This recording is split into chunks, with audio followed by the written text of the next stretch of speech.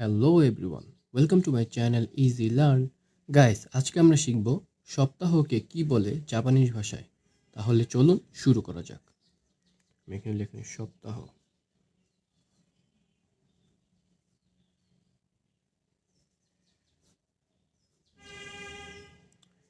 সপ্তাহ জাপানিজ হচ্ছে শু।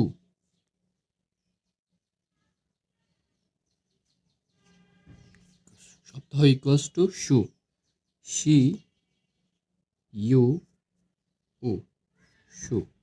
শু মিন্স সপ্তাহ। এখন যদি বলি গত সপ্তাহ,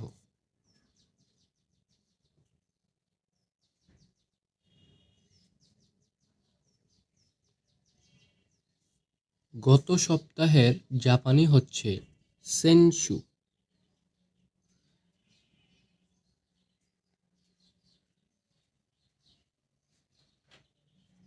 গত সপ্তাহ হচ্ছে সেনশু। তাহলে এই সপ্তাহ কি হবে?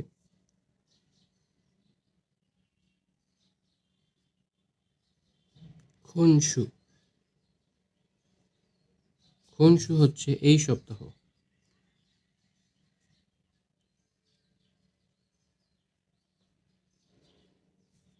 যদি বলি গত সপ্তাহের আগের সপ্তাহ, এইখানে একটা ট্রিক্স আছে। দেখুন, গত সপ্তাহ কি সেনশু, তাহলে গত সপ্তাহের আগের সপ্তাহ হবে সেনশু। আমি লিখি গত সপ্তাহের আগের সপ্তাহ। গত সপ্তাহ যেহেতু সেনশু, তাহলে গত সপ্তাহের আগের সপ্তাহ সেনশু দেখায়। সেন, আরেকটা সেন, তারপরে সপ্তাহ হচ্ছে শু। সেনশু হচ্ছে গত সপ্তাহের আগের সপ্তাহ। কি গেল?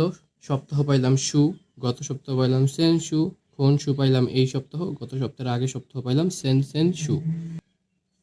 দেখি আমরা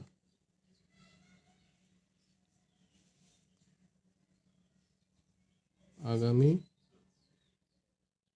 সপ্তাহ ইকুয়ালস টু হবে রাইশু।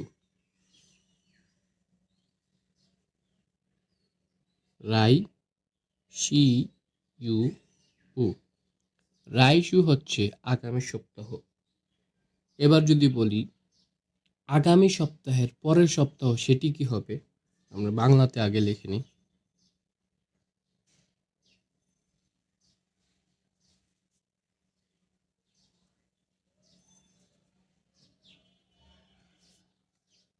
আগামী সপ্তাহের পরের সপ্তাহ।